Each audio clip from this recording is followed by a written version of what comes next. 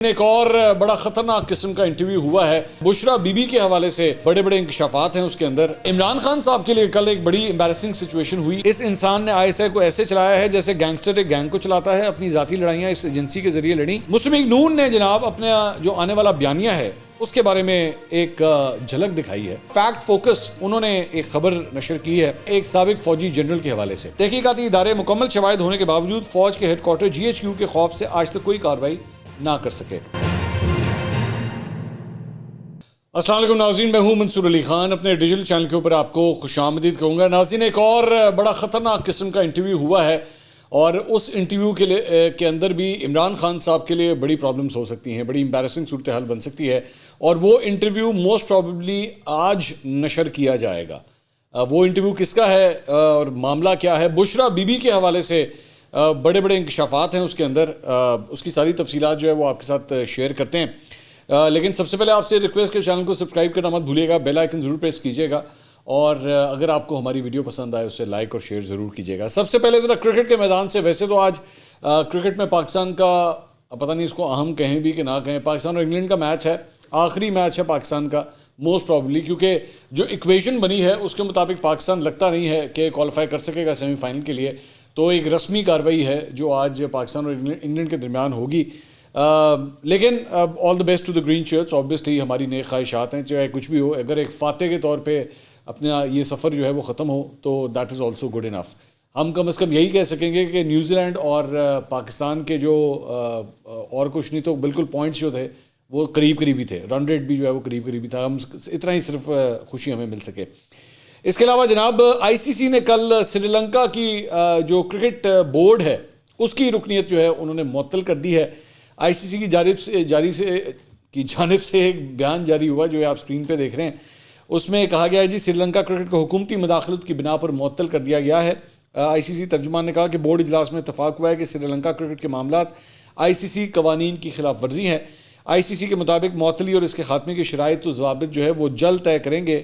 گزشتہ دنوں world cup میں سری لنکا کی ٹیم کی جو پرفارمنس تھی اس کے بعد پورے بورڈ کو جو ہے وہ فارغ کر دیا گیا تھا، اور ارجنا رانا ٹونگا کو جو ہے وہ بورڈ کی ذمہ داریاں جو ہیں وہ فی الحال سنبھالنے کے لیے کہا گیا تھا۔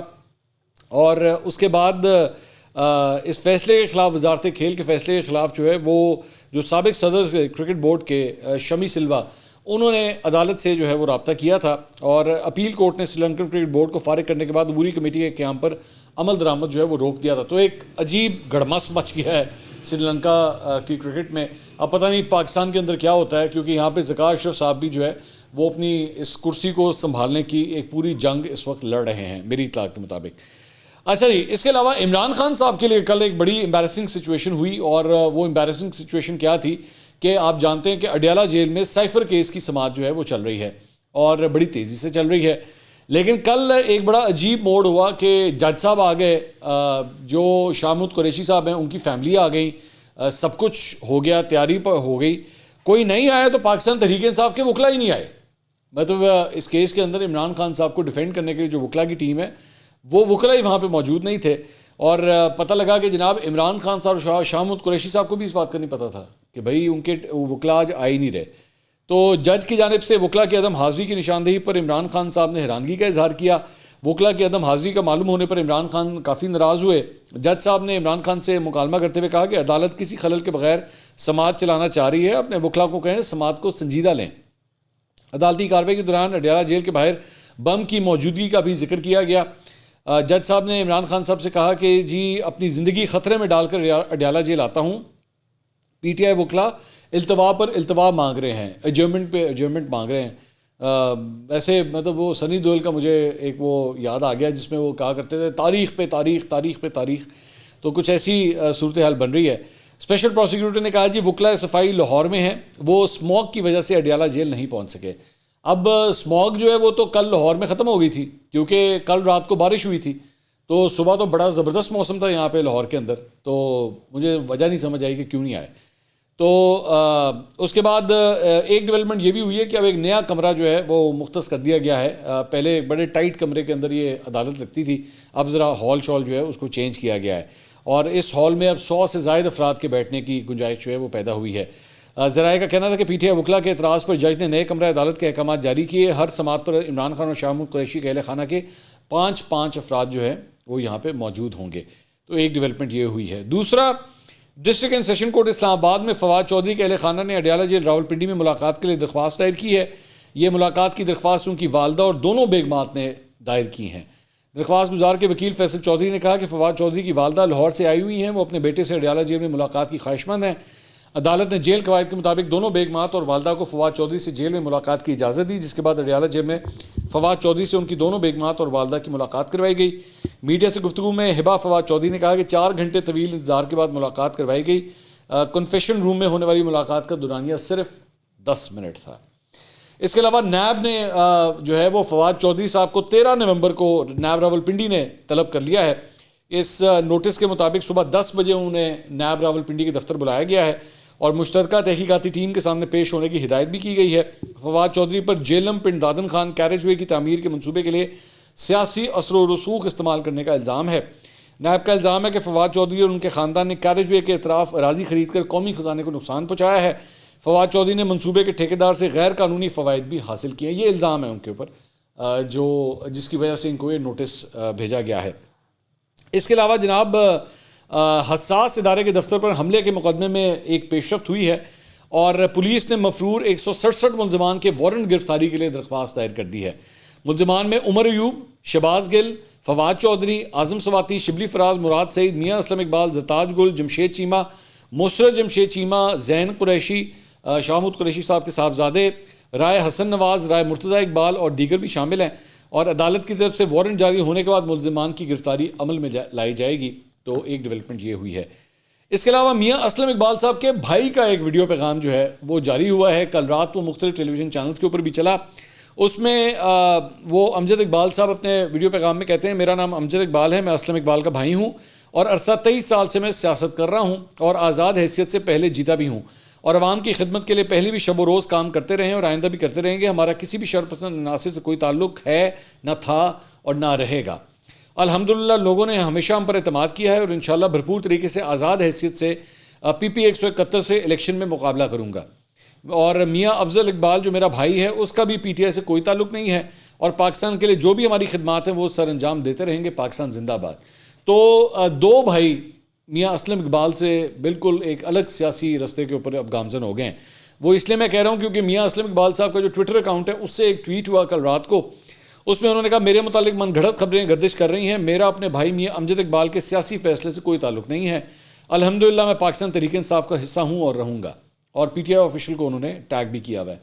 تو اس سے تو یہ لگتا ہے کہ میاں اسلم اقبال صاحب اپنے راہی نہیں بدل رہے پی ٹی آئی سے، لیکن دوسری سائڈ یعنی ان کے جو بھائی ہیں وہ البتہ ضرور اپنا رستہ تبدیل کر رہے ہیں. پچھلے ویلاگ کے اندر ہم نے آپ کو خبر دی تھی تحریک انصاف نے معین الدین ریاض قریشی کو پی ٹی آئی جنوبی پنجاب کا صدر مقرر کر دیا ہے. اون بپی صاحب نے اس کے اوپر ایک ٹویٹ کیا تھا. اب وہ آفیشلی بھی یہ خبر سامنے آ گئی ہے، اس کا نوٹیفیکیشن بھی جاری ہو گیا ہے. معین قریشی صاحب جو ہیں بیسکلی تحریک انصاف کے جو وائس چیئرمین ہیں شاہ محمود قریشی صاحب، ان کے بھانجے ہیں. موروثی سیاست مرد آباد. ساتھ یہ بھی کہا 3 دفعہ کہیں موروثی سیاست مرد آباد، موروثی سیاست مرد آباد، موروثی سیاست مرد آباد. اچھا جی، اس کے علاوہ اب آ جائیں اس انٹرویو کے اوپر جو میں آپ سے انٹرویو کہہ رہا تھا کہ ایک بڑا خطرناک انٹرویو ہے اور آج یہ انٹرویو جو ہے وہ جاری ہوگا. وہ بیسکلی بنی گالہ کے سابق انچارج انعام اللہ خان ہے. ان کا انٹرویو کیا ہے سلیم صافی صاحب. سلیم صافی صاحب بڑے زبردست انٹرویو کر رہے ہیں آج کل. تو ان کا انٹرویو سلیم صافی صاحب نے کیا ہے اور اس کا ایک چھوٹا سا پرومو ابھی تک سامنے آیا ہے. ظاہری بات ہے کل جب انٹرویو آئے گا تو بڑا دھماکے خیز قسم کا یہ انٹرویو ہوگا. اس میں سوال کرتے ہیں خان صاحب بشریٰ بی بی کے فیصلوں کو ریزسٹ نہیں کرتے تھے؟ تو وہ جواب دیتے ہیں کہ جی ریاکشن اگر دے بھی دیتے تھے تو ان کی سنی نہیں جاتی تھی. اب مطلب خان صاحب کی کاریش بھی نہیں سنی جاتی تھی. اور مجھے اچھی طرح یاد ہے کہ پی ٹی آئی کے لوگ جو ہے نا ان کے لونڈے لپاڑے اکثر دوسروں کو یہ کہتے تھے اور تیری تو کاریش جی کوئی نہیں سنتا. تو یہ بات سابق انچارج انعام اللہ صاحب جو ہیں یہ فرما رہے ہیں. پھر ان سے سوال ہوا جی حکومتی معاملے چلانے میں بی بی کا کیا رول ہوتا تھا؟ تو وہ ان کا جواب دیتے ہیں جی جو وہ چاہتی تھی وہی ہوتا تھا. اب جو وہ چاہتی تھی وہی ہوتا تھا تو ہمیں تو یہ بتایا گیا تھا کہ جی بشریٰ بی بی کا سیاست سے کوئی لینا دینا نہیں تھا اور آپ جو ہے وہ ایک غیر سیاسی خاتون کو جو ہے وہ اس سارے معاملے کے اندر گھسیٹ کے کیوں لے کر آتے ہیں. آپ کو یاد ہوگا اس سے پہلے ان کی ایک ارسلان بیٹا کے ساتھ ایک آڈیو آئی تھی, یاد ہے؟ ارسلان بیٹا اینو بھی اڑا دے, ارسلان بیٹا انو بھی اڑا دے. تو میں نے اس وقت بھی یہ بات کی تھی کہ اس سے تو پوری طرح پتہ لگ رہا ہے کہ آپ کا پورا سیاست کے اندر اثر و رسوخ موجود تھا اور آپ تو بہت شوق سے سیاست کرتی تھیں. تو اب یہ بنی گالہ کے سابق انچارج بھی جو ہے وہ یہی بات کہہ رہے ہیں. اس کے بعد ان سے سوال ہوا بشریٰ بی بی نے عثمان بزدار کو کیوں چیف منسٹر بنایا؟ تو وہ کہتے ہیں جی اس لیے کہ یہ میرے ہاتھ کے نیچے رہے گا. ٹھیک ہے جی. پھر ان سے سوال ہوا کہ ڈی جی آئی ایس آئی کی تقرری میں جو رکاوٹ ڈالی گئی, تو انہوں نے کہا جی جواب آیا کہ کچھ لوگوں کی تصاویر دیکھ کر وہ اندازہ کرتی تھیں. اب یہ خطرناک جگہ کے اوپر یہ انٹرویو جا رہا ہے جو کہ تصویر دیکھ کے اندازہ کرتی تھی. پھر ان سے سوال ہوا کوئی جادو ٹونے کا عمل بھی ہوتا تھا اور بکرے ذبح ہوتے تھے؟ تو ان سے سوال ہوا کہ کالے رنگ کا ضرور ہونا چاہیے, کوئی اور ہلکا سا بھی ہو تو نہیں, اس کی جو سری ہے وہ ہم قبرستان بھی پھینک دیتے تھے. بھائی میں نے یہ بارے کچھ نہیں پتا, یقین کر اس پہ نہ میں کوئی تبصرہ کر سکتا ہوں نہ تجزیہ کر سکتا ہوں, مجھے کھ نہیں پتا ان چیزوں کے بارے میں کہ سری قبرستان میں پھینکنے سے یا کالے بکروں کو ذبح کرنے سے یا تصویریں دیکھ کے ڈیسائیڈ کرنے سے مجھے ان چیزوں کا کوئی آئیڈیا نہیں ہے, اس لیے میں اس پہ کوئی کامنٹ ہی نہیں کرتا. البتہ یہ انٹرویو جو ہے وہ ریکارڈ ہو چکا ہے کیونکہ اس کا پرومو آ چکا ہے, اس کا مطلب انٹرویو تو ریکارڈ ہو چکا ہے, اور یہ انٹرویو جو ہے وہ آج رات 10 بجے جو ہے وہ وہ کوئی گل ہے جیو کے اوپر جو ہے وہ نشر ہوگا, تو دیکھنا مت بھولیے گا. اچھا جی, اس کے علاوہ عمران خان صاحب کے جو ترجمان ہیں قانونی امور کے نعیم حیدر پنچوتا صاحب, ان کا ایک بیان سامنے آیا ہے. تو انہوں نے کہا جی چیئرمین پی ٹی آئی اور ان کی اہلیہ بشریٰ بی بی کے خلاف کرپشن کا کوئی ثبوت نہیں ملا ہے. آپ الزامات کا معاملہ فرح شہزادی کی طرف لے جایا جا رہا ہے, یہ الٹا بھی لٹک جائیں تو تہمتوں سے کوئی فرق نہیں پڑے گا. چیئرمین پی ٹی آئی کے ترجمان نے مزید کہا کہ پہلے فرح شہزادی کو مجرم ثابت کریں, اس کے بعد چیئرمین پی ٹی آئی اور بشریٰ بی بی کی طرف آئیں. یہ سمجھتے ہیں کوئی کرپشن کیس نہیں بنا تو دوستوں اور فیملی پر کیچڑ اچھالے جائیں گے. تو یہ وہ اس کے بارے میں بتا رہے ہیں. اس کے علاوہ اب آ جائیں جناب, وہ ہمارے ایک پاکستان تحریک انصاف کے جھوٹ بولنے کی فیکٹری ہیں پوری. میری لینڈ امریکہ کے صدر وقار خان صاحب, یہ پی ٹی آئی میری لینڈ امریکہ, یہ پہلے بھی آپ کو یاد ہوگا یہ جھوٹ بولتے ہوئے پکڑے گئے تھے. سمینہ رمضان فیمیل اینکر ہیں, ان کے بارے میں انہوں نے ٹویٹ کھڑکا دی تھی کہ جی ان کو اغوا کر لیا گیا ہے. بعد میں سمینہ رمضان نے خود اس کے اوپر یہ کہا تھا کہ بھائی میں بالکل خیریت سے ہوں, کہ کس قسم کی باتیں آپ کر رہے ہیں. تو اس کے بعد انہوں نے ٹویٹ ڈیلیٹ کر دی تھی. پھر میں نے جب اس کے اوپر ویلاگ کیا, میں کہا انہوں نے شرم کوئی نہیں آندی, مطلب اگلے کی بیٹی کو جو ہے اغوا کروا دیا آپ نے, کوئی تھوڑا سا تو عقل کو ہاتھ مار لیں. لیکن میں نے آپ سے کہا تھا نا, باہر جو لونڈے پڑے بیٹھے نا, کھ نہیں پتہ ہوتا پاکستان میں کیا ہو رہا ہے, بس انہوں نے چیپ دینی خبر, جہاں سے بھی کسی اور نے واٹس ایپ گروپ میں کچھ لکھا انہوں نے چیپ دینی ہے. تو انہی کا سلسلہ جو ہے وہ ایک اور بھی جاری ہے. ماشاءاللہ پاکستان تحریک انصاف کے لیے آسانیاں ہی آسانیاں پیدا کر رہے ہیں. وہ انہوں نے ایک ٹویٹ کیا ہے, D G I S I general Nadeem کی تصویر لگا کر انہوں نے ٹویٹ کیا. اس پہ لکھتے ہیں آئی ایس آئی کا بیڑا غرق کرنے والا ندارد, اس انسان نے آئی ایس آئی کو ایسے چلایا ہے جیسے گینگسٹر ایک گینگ کو چلاتا ہے. اپنی ذاتی لڑائیاں اس ایجنسی کے ذریعے لڑیں, لوگوں کے بیڈ رومز تک پہنچے, دہشت گرد ملک میں دندناتے پھرتے رہے.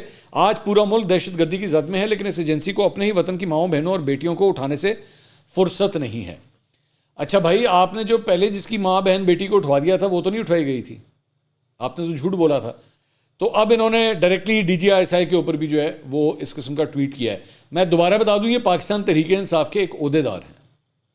ٹھیک ہے, تو بالکل کہانی جو ہے نا وہ پاکستان تحریک انصاف پاکستان اور پاکستان تحریک انصاف امریکہ, وہ ایم کیو ایم لنڈن اور ایم کیو ایم پاکستان تھا نا, یہ پاکستان تحریک انصاف امریکہ, یہ بالکل وہ شہباز گل اور یہ ایک ہی ڈگر کے اوپر چل رہے ہیں. یہاں پہ ان کی کوششیں ہیں عارف الوی کے ذریعے کہ کسی طرح اسٹیبلشمنٹ کے ساتھ ہم لوگ کوئی اپنا وے آف کمیونیکیشن کھول لیں, اور دوسری سائڈ پہ جو ہے وہ اسٹیبلشمنٹ کے لوگوں کو جو ہے وہ برا بھلا کہا جا رہا ہے. بلکہ انہوں نے ایک اور ٹویٹ بھی کیا ہوا ہے, اور اس میں انہوں نے عمران خان, جنرل باجوہ, جنرل عاصم منیر سے وہ ان دونوں سے مل رہے ہیں, اور نیچے لکھا ہوا ہے یہ سانپ آستینوں میں ہم نے خود ہی پالے ہیں. تو یہ ملک کے آرمی, موجودہ آرمی چیف اور سابق آرمی چیف کے بارے میں یہ عرض کر رہے ہیں. دوبارہ سے یہ پاکستان تحریک انصاف کے عہدیدار ہیں. ٹھیک ہے. اچھا جی, اس کے علاوہ مسلم لیگ نون نے جناب اپنا جو آنے والا بیانیہ ہے اس کے بارے میں ایک جھلک دکھائی ہے کہ وہ آگے کیا کرنے کا ارادہ رکھتے ہیں. تو یہ جو تصویر آپ اسکرین پہ دیکھ رہے ہیں یہ انہوں نے ٹویٹس کی ہیں, اور اس پہ لکھتے ہیں آن February 8 the people will hold the architects of the May 9 tragedy accountable by rejecting them completely. So us poster سے یہ لگتا ہے کہ اب انہوں نے بیسکلی 9 مئی کے اوپر جو ہے وہ 8 فروری کا الیکشن لڑنا ہے 9 مئی پہ 8 فروری کا الیکشن لڑنا ہے، اور اسی بیانیے کو جو ہے زیادہ سے زیادہ جو ہے وہ سپورٹ کیا جائے گا۔ اس کے علاوہ ایک اور ذرا لاہور کے حوالے سے بھی خبر وہ یہ ہے کہ محسن نقوی صاحب نے اپنے اکاؤنٹ سے ٹویٹ کیا کل رات کو 10:12 کے اوپر کہ after assessing improved air quality post recent rainfall in consultation with experts and Punjab environment department we decided to lift the lockdown. Markets open tomorrow, یعنی کہ آج مارکیٹیں کھلی ہوں گی، اور restaurants can resume operations after 6 PM۔ The recent restrictions related to smog will be lifted from tomorrow morning, یعنی کہ آج صبح سے جو تمام تر ریسٹرکشنز تھیں وہ اب ختم کر دی گئی ہیں، اور ریسٹورینٹس آج شام 6 بجے سے کھل جائیں گے کیونکہ بارش ہو گئی ہے۔ تو بھائی تسی پہلے ہی چیک کر لیندے، ویدر ایپ تھی تسی چیک کر لیتے کہ بارش کدوں ہونی ہے، آپ کو یہ سارا کچھ ڈنڈورا پیٹنے کی ضرورت، جب ایکچولی پیچھے ضرورت تھی، جب بارش ہو نہیں رہی تھی اس وقت یہ لاک ڈاؤن کر لیتے تو بہتر تھا۔ تو جب بارش ہو گئی ہے تو اب آپ کو امبیرسمنٹ ہو رہی ہے کہ آپ کو بیٹھ کے وہی سارا لاک ڈاؤن جو ہے وہ ختم کرنا پڑا۔ اس کے علاوہ فیکٹ فوکس جو احمد نورانی صاحب کی ایک ایجنسی ہے، ان کی جانب سے عثمان منظور ایک صحافی ہیں، انہوں نے ایک خبر نشر کی ہے، اور وہ ہے ایک سابق فوجی جنرل کے حوالے سے۔ اس میں خبر اسی سے پڑھ دیتا ہوں کہ اس میں وہ کیا فرماتے ہیں۔ اس میں کہتے ہیں کہ پاکستان کے ایک اہم فوجی جنرل جو کہ سابق ڈکٹیٹر جنرل مشرف کے ملٹری سیکرٹری رہے نے اپنی ملازمت کے دوران بطور کور کمانڈر لاہور، لندن میں، جبکہ ریٹائرمنٹ کے فوراً بعد دبئی اور مینہٹن میں لگژری اپارٹمنٹ حاصل کیے۔ پہلے پاکستانی ٹیکس حکام سے ان جائیدادوں کو چھپائے رکھا، پھر اداروں اور عوام سے حقائق اور ان جائیدادوں کے حصول کے لیے ذرائع آمدن کے بارے میں مسلسل غلط بیانی کی۔ تحقیقاتی ادارے مکمل شواہد ہونے کے باوجود فوج کے ہیڈ کوارٹر GHQ کے خوف سے آج تک کوئی کارروائی نہ کر سکے۔ جنرل شفاعت ڈکٹیٹر مشرف کے military secretary, corps commander Lahore اور GHQ میں چیف آف لاجسٹک سٹاف بھی رہے۔ نیو یارک سٹی گورنمنٹ کے پراپرٹی ریکارڈز جن کا فیکٹ فوکس نے تفصیلی معائنہ کیا سے ثابت ہوتا ہے کہ جنرل شفاعت نے پاک فوج سے اپنی ریٹائرمنٹ کے کچھ عرصہ بعد ڈاؤن ٹاؤن مینہٹن میں $1.4 ملین کا اپارٹمنٹ خریدا، $14 لاکھ کا ایک اپارٹمنٹ خریدا۔ جنرل شفاعت نے فیکٹ فوکس کو انٹرویو میں تسلیم کیا کہ لندن کا اپارٹمنٹ بھارتی بزنس مین کی طرف سے ان کی اہلیہ کے نام اس وقت منتقل ہوا جب وہ کور کمانڈر لاہور تھے۔ جنرل شفاعت نے دعویٰ کیا کہ انہوں نے بھارتی بزنس مین کو اپارٹمنٹ کی آدھی قیمت سے کم ادائیگی کر کے لندن اپارٹمنٹ حاصل کیا۔ جنرل شفاعت نے فیکٹ فوکس کو بھارتی بزنس مین کو لندن اپارٹمنٹ حاصل کرنے کے لیے آدھی قیمت کی ادائیگی کرنے کا کوئی ثبوت فراہم نہیں کیا۔ 2007 میں حاصل کر لینے کے بعد جنرل شفاعت کی فیملی نے لندن اپارٹمنٹ 2017 صرف اس وقت ٹیکس حکام جلد بازی میں ڈکلیئر کیا جب اس اپارٹمنٹ کی مالک کمپنی کا نام اپریل 2016 میں جاری ہونے والے پیناما پیپرز میں آ گیا۔ یاد رہے پیناما پیپرز میں کمپنی کا نام آیا تھا، ملکیت کا ذکر نہیں تھا، اس لیے عام لوگوں کو پتہ نہ چل سکا۔ 2016 کے آخر میں دبئی لیز جاری ہونے کے بعد ہی جنرل شفاعت نے 2017 میں ہی دبئی، متحدہ عرب امارات میں بھی ایک اپارٹمنٹ ڈکلیئر کر دیا۔ دلچسپ امر یہ ہے کہ امریکہ میں جائیدادوں کے حوالے سے کوئی لیکس نہ آئی۔ باقی جائیدادیں منظر عام پر لے آنے والے جنرل شفاعت نے 2017 میں بھی سب سے قیمتی مینہٹن اپارٹمنٹ ڈکلیئر نہ کیا۔ اپنا دبئی اپارٹمنٹ ڈکلیئر کرتے وقت جنرل شفاعت نے ٹیکس ریٹرنز میں اس فلیٹ کو خریدنے کا ذریعہ آمدن فوج سے اپنی ریٹائرمنٹ کے فوراً بعد شروع ہو جانے والی دبئی کی ایک کمپنی ٹیکسپو میں نوکری بتائی۔ جب فیکٹ فوکس نے پوچھا کہ آپ دبئی میں IT انفراسٹرکچر کی اس کمپنی میں کیا کام کرتے تھے تو جنرل شفاعت نے بتایا کہ وہ کوئی کام وغیرہ نہیں کرتے تھے اور لاہور میں اپنے گھر میں رہتے تھے۔ دنیا کی مہنگی ترین ریل اسٹیٹ رکھنے والے شہروں میں پاکستانی جنرلوں کی جائیدادوں کی مینجمنٹ ایسے بہترین اور تخلیقی طریقوں سے کی جاتی ہے کہ منی لانڈرنگ کنٹرول کرنے والے دنیا کے بڑے بڑے اداروں کے افسران کا دماغ بھی جواب دے دیتا ہے۔ تو جناب یہ تفصیلات فیکٹ فوکس نے شیئر کی ہیں۔ اب دیکھتے ہیں اس خبر کے آنے کے بعد کیا جنرل شفاعت کے اگینسٹ کوئی ایکشن ہوتا ہے یا نہیں ہوتا۔ اگلی ویڈیو میں آپ سے دوبارہ ملاقات ہوگی۔ اللہ حافظ۔